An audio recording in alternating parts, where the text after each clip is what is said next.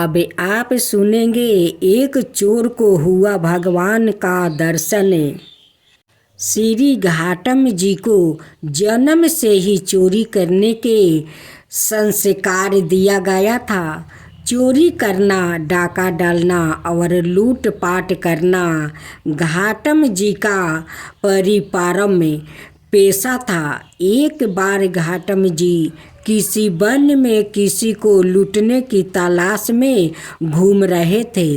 उन्होंने देखा कि किसी वृक्ष के नीचे आंसू प्रवाहित करते हुए कोई संत बैठा हुआ है। वो संत भगवान के ध्यान में मगन है। संत के दर्शन से तत्काल पाप नष्ट हो जाता है। तीर्थों का लाभ तो बहुत समय बाद मिलता है, लेकिन संतों के दर्शन का लाभ उसी क्षण मिल जाता है। घाटम जी उनके पास गया तो उनके हृदय में बहुत आनंद उमड़ा। उनका मन हुआ कि वो उन्हें झुक कर प्रणाम करे और उन्होंने सिर झुकाकर उन्हें प्रणाम किया। उन्होंने अपने जीवन में पहली बार किसी को प्रणाम किया। उन संत ने देखा कि कोई उन्हें प्रणाम कर रहा है। संत को बड़ा आनंद हुआ कि इस जीवन पर प्रभु की कृपा हुई है।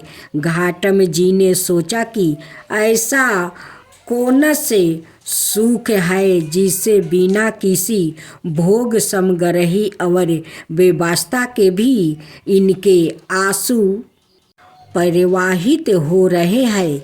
उन्हें लगा कि जरूर उनके पास कोई महान सुख है। महात्मा जी ने कहा, बैठ जाओ, जल्दी तो नहीं है। घाटम जी उनके समीप बैठ गया। परमात्मा जी ने कहा, देखो बेटा, जीवन बहुत कीमती है। इस जीवन को सदाए भगवत चरणों में लगाना चाहिए और कोई गलत कार्य नहीं करना चाहिए। संत ने घाटम जी से उनके काम काज के बारे में पूछा। घाटम जी ने बताया कि मैं चोरी करता हूँ, डाका डालता हूँ और लूटपाट करता हूँ। महात्मा जी ने कहा, यह तो बहुत निंदनीय कार्य है। दूसरों का धन चुराने से और उन्हें पीड़ा देने से इस लोक और परलोक में सब नष्ट हो जाता है।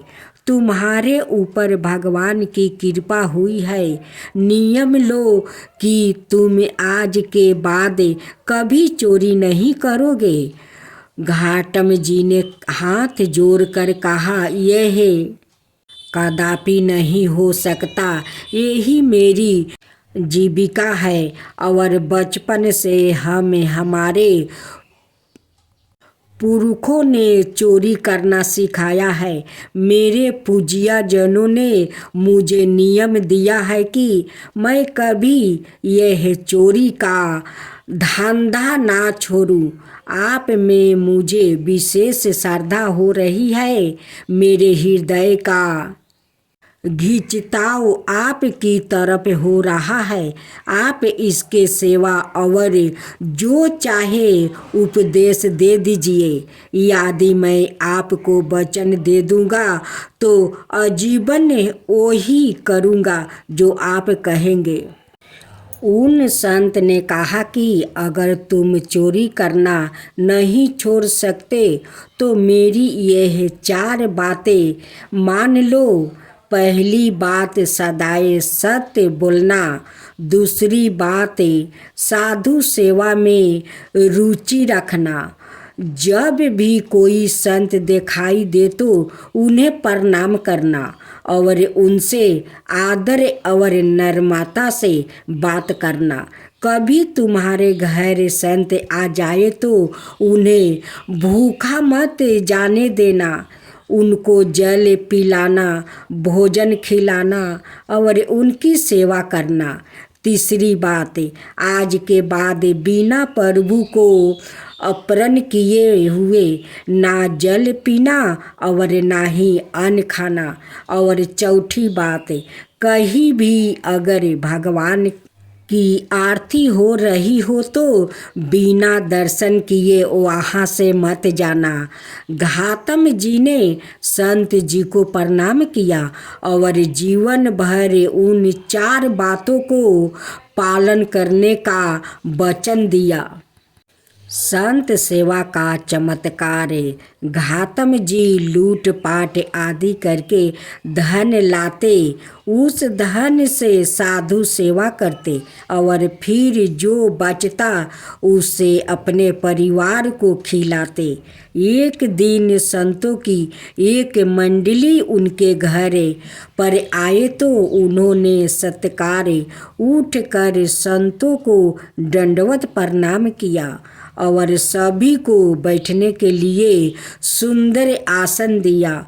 उन्होंने देखा कि घर में कुछ खाने के लिए नहीं है तो उन्होंने बाजार जाकर दुकानदारों से उधार मांगने की चेष्टा की, लेकिन दुकानदारों ने उन्हें मना कर दिया। उस समय गेहूं की फसल की कटाई चल रही थी। उन्होंने देखा कि किसान लोग सो रहे हैं। वो एक बड़ी चादर लेकर गया और जल्दी से गेहूं भर कर ले आया और उन्होंने संतों के भोजन की व्यवस्था की। गौतम जी बड़े तंदुरुस्त थे तो खेत में उनके पैरों के चिन्ह बन गया। साधु जनों को खिलाते समय वो सोच रहे थे कि अब तो वो पाका फंसेगा। यही क्योंकि जब किसान जाएगा और पैरों के चिन्ह देखेगा तो उन्हें समझ में आ जाएगा कि यह गौतम जी के पैर के निशान है। जैसे जैसे संत जन वो प्रसाद खा रहे थे वैसे ही बड़ी धूल भारी आंधी चली और वर्षा हो गई। उनके पैरों के चिन्ह मिट गया। यह बात देखकर गौतम जी को और विश्वास हुआ कि साधु सेवा कभी उन्हें फंसाने नहीं देंगे। इनके हृदय में बड़ा आनंद हुआ और संत सेवा के प्रति उनकी श्रद्धा बढ़ गई। भक्त के लिए प्रभु ने बदला घोड़ा का रंग।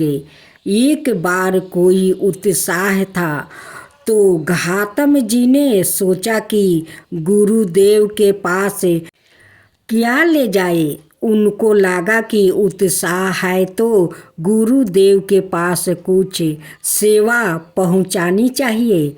उनके पास एक पैसा भी नहीं था। उन्होंने निश्चय किया कि रात्रि में चोरी करते हैं और जो भी मिला उसे सुबह गुरुदेव की सेवा में दे देंगे।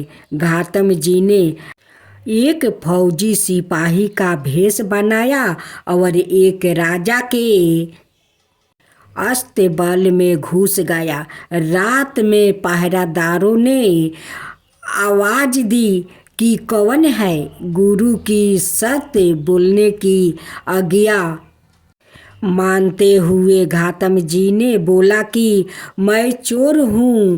पहरादार ने सोचा कि अगर चोर होता तो यह थोड़ी बोलेगा कि चोर हूँ। पहरादार को लगा कि यह कोई राजा का खास आदमी है, तभी यह विनोद में निर्भय होकर कह रहा है कि चोर है।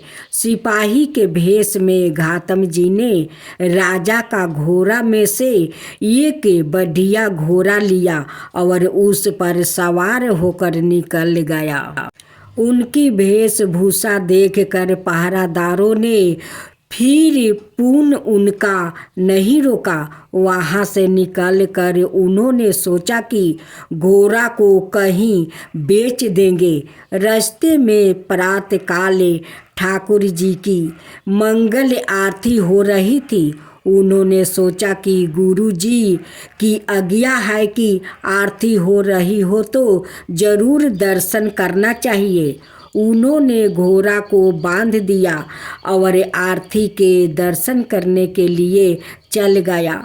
जब पहरादारों ने सोचा कि राजा का कोई आदमी होता तो सबको सूचना होती, तब उन्हें समझ आई कि वास्तव में वो चोर ही था। राजा सैनिकों ने पीछा किया और वहां आए जहां पैर से घोड़ा बांध कर घातम जी आरती का दर्शन करने गया था।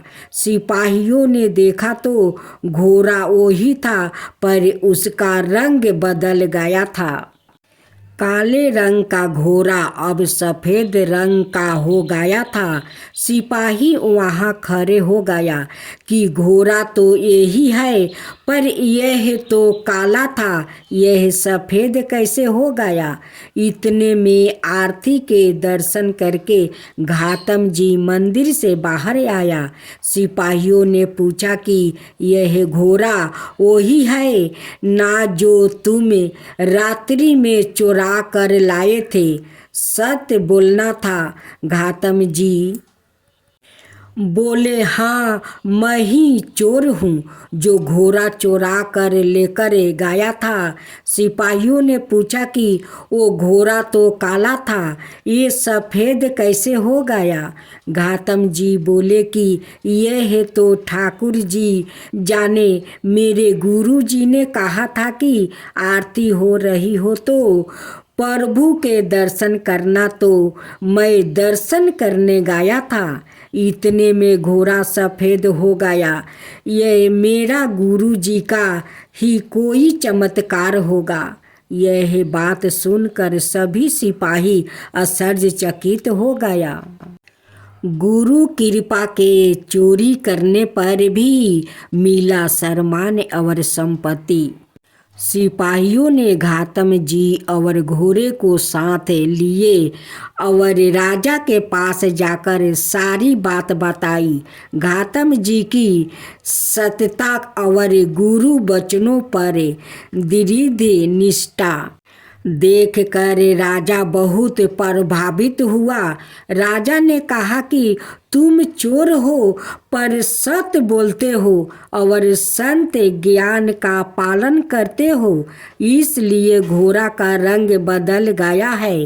राजा ने कहा कि जो प्रभु अपने जन के लिए ऐसा कर सकते हैं, उनकी निश्चित ही हमारे ऊपर कृपा होनी चाहिए, और कृपा तभी होगी जब हम आपका सम्मान करेंगे। राजा ने बहुत सारी संपत्ति घातम जी के नाम कर दिया। संपत्ति लेकर घातम जी गुरु चरणों के दर्शन करने के लिए गया। घातम जी की अपने गुरु पर श्रद्धा और बढ़ गई कि मुझे जैसा चोरी करने वाले को जहाँ राजा से दंड मिलना चाहिए था वहाँ सम्मान मिला। वो गया और गुरु जी को भेंट संप्रीत की उत्साह में सम्मिलित हुए। उन्होंने निश्चय करके गुरुदेव से कहा कि गुरुजी, आपने जो पहली बार मुझे चोरी करने से मना किया था, आज से मैं नियम लेता हूँ कि अब जीवन में कभी चोरी नहीं करूँगा। आपकी कृपा से मुझे बोध हो गया है कि मैं बहुत गलत कार्य कर रहा हूँ। उन्होंने निश्चय कर लिया कि अब कभी चोरी नहीं करेंगे। घातम जी को अब सत्संग सुनते हुए और साधु सेवा करते हुए काफ़ी दिन हो गया था। अब उनके मन में आया कि ठाकुर जी कैसे दिखते हैं, कभी उनसे मिलना चाहिए। बहुत दिन तक उन्हें ठाकुर जी नहीं मिले तो उन्होंने गुस्सा आ गया। उन्होंने ठाकुर जी से नाराज होकर कहा कि पहले तो मैं बिना नहाए खाता था, अब आपके लिए मैं नहा कर खाता हूँ और आपको अर्पित करके खाता हूँ। और पहले मैं कभी कंठी माला और तिलक आदि नहीं लगाता था, पर अब मैं आपके लिए गले में कंठी धारण करता हूँ, माथे पर तिलक लगाता हूँ, केवल आपके लिए। प्रभु, आपके लिए मैं इतना कर रहा हूँ, आप मेरे लिए क्या कर रहे हैं? क्या आप मुझे दर्शन देंगे? प्रभु उनकी यह बात सुनते ही तत्काल प्रकट हो गया। प्रभु संतों के वचनों को सत्य करने के लिए सदाए तत्पर रहते हैं। सत्य संघ के प्रभाव से घातम जी का जीवन पूरा बदल गया। पहले तो सोचते थे कि कहाँ जाकर चोरी करना है, और अब वो यह सोचते हैं कौन से साधु कब पधारे और कैसे उनकी सेवा हो। जब वो चोरी करते थे तब सिपाही हथकड़ी लिए उनके बंदी बनाने के लिए घूमते थे, और जब संत समागम हुआ तो लोग उनकी चरण रज को अपने माथे पर लगाने लगे। घातम जी ने एक संत की चरण ली और उनके वचनों का पालन किया तो वो प्रभु के दर्शन पाकर परम भगवत बन गया। कैसे भी दृष्टि हो यदि उस पर संत कृपा हो जाए तो उसके लिए भगवत दर्शन और भगवत भक्ति दुर्लभ नहीं रहती है। इसलिए सत्य संग सबर परी है।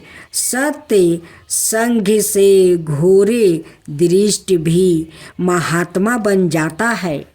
भक्तजनों, आज आप सुनेंगे राधा रानी की कहानी। एक समय नारद जी यह जान कर कि भगवान श्री कृष्णा ब्रज में प्रकट हुए हैं, बानी बजाते हुए गोकुल पहुँचे। वहाँ जाकर उन्होंने नंद जी के गिरहे में बालक का सवंग बनाया हुआ महायोगीश्वरी दिव्या दर्शन भगवान अच्युत के दर्शन किए। ओ वरण के पलंग पर जिस पर कोमल सेवत वस्तु बिछाए थे सो रहे थे और प्रसन्नता के साथ प्रेम में विह्वल हुई गोप बालिकाएं उन्हें निहार रही थी। उनका शरीर सुकुमार था, जैसे वो सवाए भोले थे वैसी ही उनकी चितवन भी बड़ी भोली भाली थी। काली काली घुंघराली अलग के भूमि को छू रही थी। वो बीच बीच में थोड़ा सा हंस देते थे जिससे दो एक दांत झलक पड़ते थे। उन्हें नगन बालक रूप में देखकर नारद जी को बड़ा हर्ष हुआ। उसके बाद महाभगवत नारद जी यह विचारने लगे, भगवान की कांता लक्ष्मी देवी भी अपने पति नारायण के अवतीर्ण होने पर उनके विहार्थ गोपी रूप धारण करके कहीं अवश्य ही अवतारिण हुई होगी, इसमें संदेह नहीं है।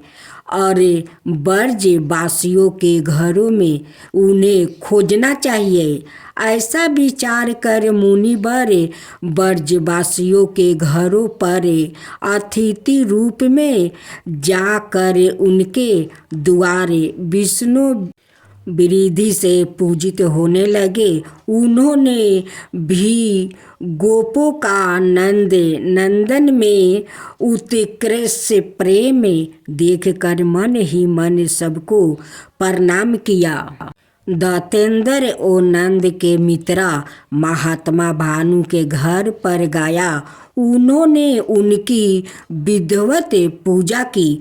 तब महामान नारद जी ने पूछा, साधो, तुम अपनी धार्मिकता के कारण विख्यात हो।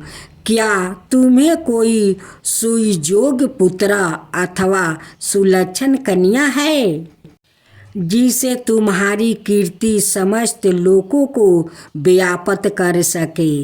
मुनि वर के ऐसा कहने पर भानु ने पहले तो अपने महान तेजस्वी पुत्र को लाकर उसे नारद जी को प्रणाम करवाया। तदंतर अपनी कन्या को दिखाने के लिए नारद जी को घर के अंदर ले गया। गिरह में प्रवेश कर उन्होंने पृथ्वी पर लौटती हुई नन्ही सी दिव्या बालिका को गोद में उठा लिया। उस समय उनका चित्त स्नेह से विकल हो रहा था। कन्या के अदृष्ट और असूत पूर्व अधिभूत स्वरूप को देखकर नारद जी मुग्ध हो गया और 2 मुहूर्त तक एक टक निहारते रहे और महान आश्चर्य में पड़ गया। फिर मुनि ने मन में इस प्रकार विचार की, मैंने स्वच्छकारी होकर समस्त लोकों में भ्रमण किया, पर ऐसी अलौकिक कन्या कहीं भी नहीं देखी जिसके रूप से चराचर जगत मोहित हो जाता है। उस महामाया भगवती गिरिजा कुमारी को भी मैंने देखा है, वो भी इसकी शोभा को नहीं पा सकती। लक्ष्मी, सरस्वती, कांति और विद्या आदि देवियों इसकी छाया को भी स्पर्श नहीं कर सकती। अतः इसके तत्व को जानने की शक्ति मुझ में किसी तरह नहीं है।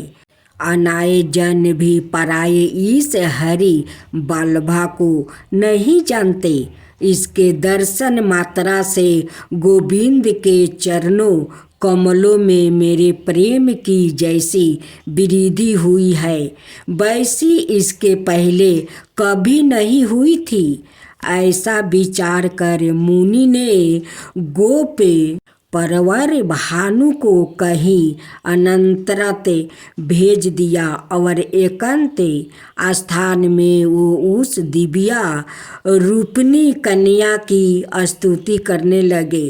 स्तुति करने के बाद नेत्रों से आंसू बहाते हुए बड़े ही विनय युक्त स्वर में बोले, हे हरि वल्लभे, तुम्हारे इस पूजनीय दिव्या स्वरूप को देखना चाहता हूँ, जिसे नंद नंदन श्री कृष्णा मुग्ध हो जाएंगे। महेश्वरी, तुम शरणागत और प्रांत भक्त के लिए दया करके तुम अपना स्वरूप प्रकट कर दो। या निवेदन करके नारद जी ने तदप्रीत चित से उस महान नंद माई परमेश्वरी को नमस्कार किया और भगवान गोविंद की स्तुति करते हुए वो उस देवी की और देखते रहे। जिस समय वो श्री कृष्णा नाम कीर्तन कर रहे थे, उसी समय भानुसुता ने चतुर्दश वर्षी परम लावण्य में अत्यंत मनोहर दिव्या रूप धारण कर लिया। तत्काल ही अनाये प्रजा बालकों ने जो उसी के समना अवस्था की थी तथा दिव्या भूषण और सुंदर हार धारण किए हुए थे, बाल को चारों ओर से आवृत कर लिया। उस समय बालिका की सखिया उसके चरणोदक की बूंदों से मुनि को सींच कर कृपा पूर्वक बोली, महाभाग्य मुनिवर, वस्तुत आपने ही भक्ति के साथ भगवान की आराधना की है, क्योंकि इस रूप के दर्शन तो ब्रह्म आदि देवताओं को भी दुर्लभ है। उसी अधिभूत रूप के उन विश्वामोहिनी हरि प्रिया ने किसी पुण्य के फल स्वरूप आपको दर्शन मिले हैं। ब्रह्म ऋषि उठो उठो, शीघ्र ही धैर्य धारण करे, उसकी परिक्रमा और बार बार इसे नमस्कार करे। क्यों तुम नहीं देखते कि इसी क्षण यह अंतर्ध्यान हो जाएगी, फिर उनके साथ किसी तरह तुम्हारा संभाषण नहीं हो सकेगा। उन प्रेम बिल्ही सखियों के वचन सुनकर नारद जी ने 2 मुहूर्त तक उस सुंदरी बाला की प्रदक्षिणा करके साष्टांग प्रणाम किया। उसके बाद भानु को बुलाकर कहा, तुम्हारी पुत्री का प्रभाव बहुत बड़ा है, देवता भी इसका महत्व नहीं जान सकते। जिस घर में इनका चरण चिन्ह है वहाँ साक्षात भगवान नारायण निवास करते हैं और समस्त सिद्धियों सहित लक्ष्मी भी वहाँ रहती है। आज से संपूर्ण आभूषणों से भूषित इस सुंदर कन्या की महादेवी के सामना अत्यंत पूर्वक घर में रक्षा करो। ऐसा कहकर नारद जी हरि गुण गाते हुए चले गए। साभर श्री श्याम सुंदर गोस्वामी जी, सेवाधिकारी श्री राधा रानी, मंदिर बरसाना, जय जय श्री राम। अब दूसरी कथा। श्री नामदेव जी महाराष्ट्र के एक सुप्रसिद्ध संत थे। वो बटुल भगवान के बहुत बड़े भक्त हुआ है। उनका ध्यान सदा बटुल भगवान के दर्शन, भजन और कीर्तन में ही लगा रहता था। सांसारिक कार्यों में उनका जरा भी मन नहीं लगता था। वो एकादशी व्रत के प्रति पूर्ण निष्ठावान थे। वो उस दिन जल भी नहीं पीते थे। एकादशी की संपूर्ण रात्रि को हरि नाम में संकीर्तन करते। एकादशी को वो ना अन्न खाते और ना किसी को खिलाते। एक दिन एकादशी की रात्रि को वो हरि नाम में संकीर्तन कर रहे थे। उसके साथ अनकनक भक्त भी संकीर्तन कर रहे थे। अचानक एक छनकाए हड्डियों का साचा मात्रा एक वृद्ध ब्राह्मण उनके द्वारा पर आए और बोला, मैं अत्यंत भूखा हूँ, मुझे भोजन कराओ, अनाथ मैं भूख के मारे मर जाऊँगा। श्री नामदेव जी बोले, मैं एकादशी को ना अन्न खाता हूँ और ना अन्न किसी और को खिलाता हूँ। और ब्राह्मण देवता प्रातः काल सूर्योदय का इंतजार करो, व्रत का पारण करे, आपको भर पेट भोजन कराऊंगा। ब्राह्मण बोला, मुझे तो अभी ही भोजन चाहिए, मैं 120 बरस का बूढ़ा हूँ। एकादशी व्रत 8 बरस से लेकर 80 बरस तक के लोगों के लिए है, मैं भूख से मर जाऊंगा और तुमको ब्रह्म हत्या का पाप लगेगा। श्री नामदेव जी ने कहा, ब्राह्मण देवता, चाहे कुछ भी हो जाए, मैं आपको भोजन नहीं करा सकता। कृपाए आप सुबह तक प्रतीक्षा करें।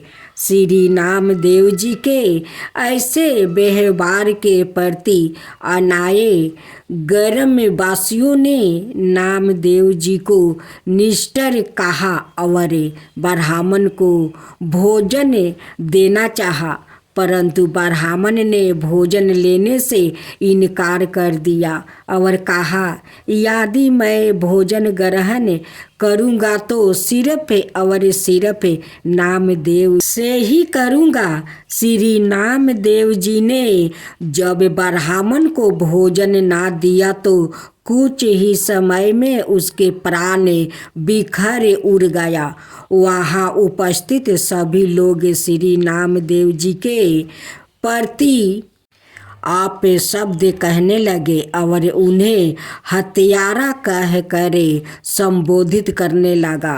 श्री नामदेव जी कुछ ना बोले, पूर्वत बटुल भगवान के भजन और कीर्तन में ही लगे रहे और एक पल के लिए उठे और मृत्यु के शरीर को ढक कर रख दिया। वो मृत्यु देह के समक्ष नाम संकीर्तन करते रहे। प्रातः काल श्री नामदेव जी ने व्रत पारण किया और एक चीता बनाई। सवाए उस ब्राह्मण के पार्थिव शरीर को अपनी गोद में लेकर चीता पर बैठ गया। चीता को प्रज्वलित किया गया। जब आग की लपेट श्री नामदेव जी तक पहुँचने ही वाला थी तो अचानक वो ब्राह्मण उठा और श्री नामदेव जी को उठाकर चीता से बाहर कूद पड़ा। जब तक नामदेव जी कुछ समझ पाते वो बूढ़ा अंतर्ध्यान हो गया। सवाए बटुल भगवान ही उनकी प्रतीक्षा लेने आए थे। इस घटना को देखकर सब आश्चर्यचकित हो गया और श्री नामदेव जी की जयकारा करने लगा। धन्य है श्री नामदेव जी, चित्त में प्रयाग का प्रकाश ज्ञान का दीपक जले तभी ठाकुर जी का निराकार स्वरूप दिखाई देता है। भगवत श्रवण से चित्त रूपी दीपक जलने का प्रयास मानव को करना चाहिए। मानव को ज्ञानता से लड़ना चाहिए, मगर आलोचना और अज्ञानता पर चर्चा करके अपना समय बर्बाद नहीं करना चाहिए। अब आप सुनेंगे श्री रामचंद्र जी को कुत्ते ने बताया अन्याय का अनोखा तरीका। श्री रामचंद्र जी ने कहा, दोबारा जाओ और जोर से आवाज लगाओ, याद कोई भूखा रह गया हो। श्री रामचंद्र जी का आदेश पालन करते हुए लक्ष्मण जी दोबारा बाहर गया और उन्होंने जोर से आवाज लगाई तो कोई आदमी तो नहीं वरन एक कुत्ते को लक्ष्मण जी ने रोते हुए देखा। अंदर आकर उन्होंने श्री रामचंद्र जी से कहा, बाहर कोई व्यक्ति भूखे नहीं है बल्कि एक कुत्ता अबर से रो रहा है। श्री रामचंद्र जी ने उस कुत्ते को अंदर बुलाया और कुत्ते से पूछा, तुम रो क्यों रहे हो? कुत्ते ने कहा, एक ब्राह्मण ने मुझे डंडा मारा है। श्री रामचंद्र जी ने ब्राह्मण को बुलाया और उससे पूछा, क्या यह कुत्ता सही बोल रहा है? ब्राह्मण ने कहा, हाँ, यह मेरे रास्ते में सो रहा था, इसलिए मैंने इसे डंडा मारा है। यह कुत्ता जहाँ तहाँ लेट जाता है, इन्हें डंडे से ही मारना चाहिए। श्री रामचंद्र जी ने समझाया कि ब्राह्मण की गलती है, परंतु ब्राह्मण को क्या कहे। सो उन्होंने कुत्ता को पूछा, ब्राह्मण ने तुम्हें डंडा मारा तो तुम क्या चाहते हो? कुत्ते ने कहा, भगवान, इसे माठाधीश बना दिया जाए। कुत्ते की बात सुनकर भगवान मुस्कुरा दिया और मुस्कुराते हुए कुत्ते से पूछा, इस ब्राह्मण ने तुम्हें डंडा मारा, बदले में तुम इन्हें माठाधीश बनाना चाहते हो? माठाधीश बनाने से इनकी बहुत सेवा होगी, काफ़ी चेले बन जाएंगे, इससे तुम्हारा क्या फ़ायदा होगा? कुत्ता बोला, मैं भी माठाधीश था, मुझसे कुछ गलत काम हुआ। आज मैं कुत्ते की योनि में हूँ और लोग के डंडा खा रहा हूँ।